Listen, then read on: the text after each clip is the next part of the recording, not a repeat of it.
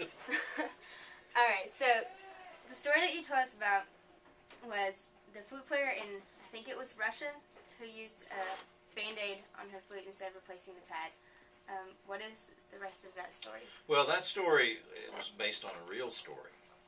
Okay, when I was overworking, thinking that my dissertation for my doctorate was going to be on comparing music schools, on a cultural comparison.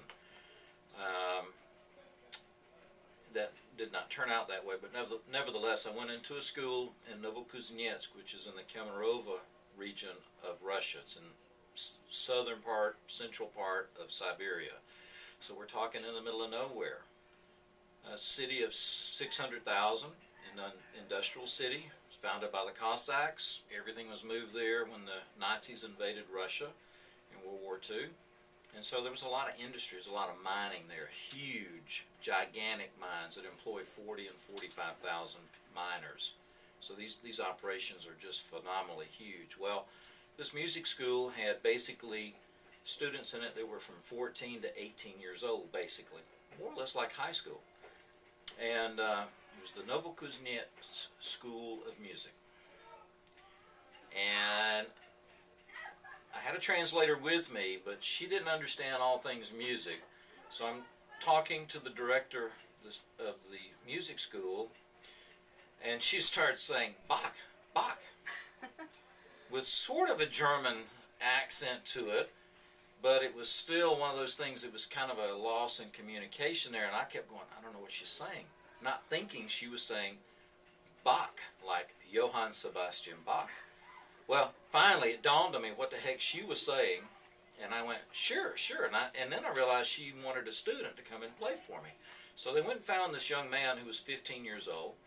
He came in and played, I wish I could remember the name of it now, because this is 11 years ago, and played this piece for flute that was phenomenal. For a 15-year-old student, this was definitely senior level, junior level ability in college. I mean, just phenomenal. And then I said, may I see your flute? And she translated for me, and I looked at it and then realized that one of the keys didn't have the pad, that there was a Band-Aid, some Band-Aid, maybe it was a Russian Band-Aid, I guess, and they had used it so that when the key would close over the tone hole, it would cover in order to make that particular note. So it's not a folklore tale, but definitely one of those things that was very unique. It worked fine for him. I wouldn't recommend that for students to do that, but he had figured out how to make it work anyway.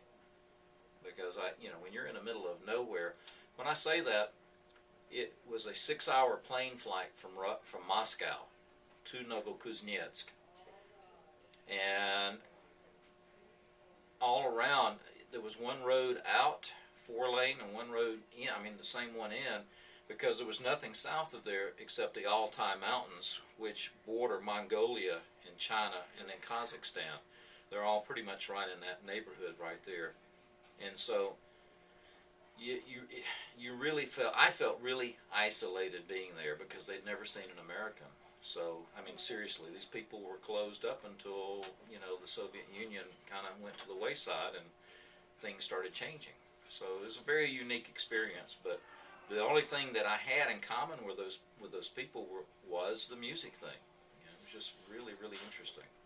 Man, so how many schools did you go to in Russia that you were planning on comparing for your doctorate? Well, the main thing is because I was doing just a sample of possibilities, and then when you present that dissertation or your dissertation, then in this particular area, then you would expand on it and include more schools. So I was trying to get a read on where their music schools were with ours, and they're really not the same thing. They're more akin to a magnet school where you bring in the best of the best. There are no music programs in Russia. Really? Yeah, not in the school system. Not of the kind that we perceive. Their orchestras are more like folk orchestras, where maybe you have violins, but you also have other instruments like the balalaika, which is a totally different type of instrument. It uses strings. It has the triangle-shaped body, and they come in different sizes. They use accordion. Accordion is used a lot in Russian folk music. Oh, I bet. And it was just different. I have a recording of some of that stuff, and it's pretty neat, but it is definitely different. Definitely different. I mean, it's completely different culture than what we have. We don't. Really To me, it's more like a mix of Far Eastern and European country music that we would have heard here in the late 1800s, or maybe when Nashville was coming about with the Grand Ole Opry. It was just a totally different sound. It's just one of those that you just don't hear every day.